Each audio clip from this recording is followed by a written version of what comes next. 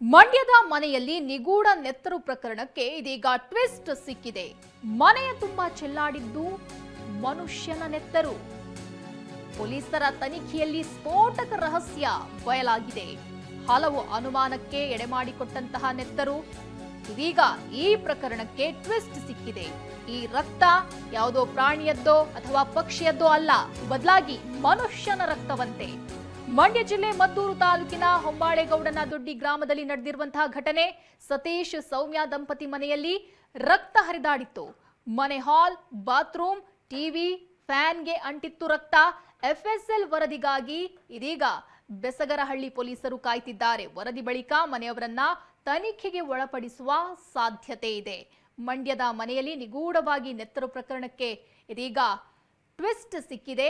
ಮನೆಯ ತುಂಬೆಲ್ಲ ನೆತ್ತರು ಹರಿದಾಡಿತ್ತು. ದಂಪತಿಗಳಿಬ್ರು ಮನೆಯಲ್ಲಿದ್ರು. ಬೆಳಗ್ಗೆದ್ದು ನೋಡ್ಬೇಕಾದ್ರೆ ಮನೆ ತುಂಬೆಲ್ಲ ರಕ್ತ ಹರಿದಾಡಿತ್ತು. ಇಬ್ರು ಕೂಡ ಆಶ್ಚರ್ಯಗೊಂಡಿದ್ರು. ಎಲ್ಲಿಂದ ರಕ್ತ ಬಂತು? ಸಾಕಷ್ಟು ಭಯ ಕೂಡ ಪಡ್ಕೊಂಡಿದ್ರು. ಮನೆಯಲ್ಲಿರೋದಕ್ಕೆ ನಮಗೆ ಭಯ ಆಗ್ತಿದೆ ಅನ್ನೋದಾಗಿಯೂ ಕೂಡ ದಂಪತಿ ತಿಳಿಸಿದ್ರು. ಆದ್ರೆ ಇದೀಗ ಈ ನೆತ್ತರು ಅನ್ನೋದ್ರ ಬಗ್ಗೆ ಇದೀಗ ಮಾಹಿತಿ ಸಿಕ್ಕಿದೆ. ಎಫ್ಎಸ್ಎಲ್ ವರದಿಯ ಬಳಿಕ ಇದು ಮನುಷ್ಯನ ರಕ್ತ ಅನ್ನೋದು ಬಯಲಾಗಿದೆ.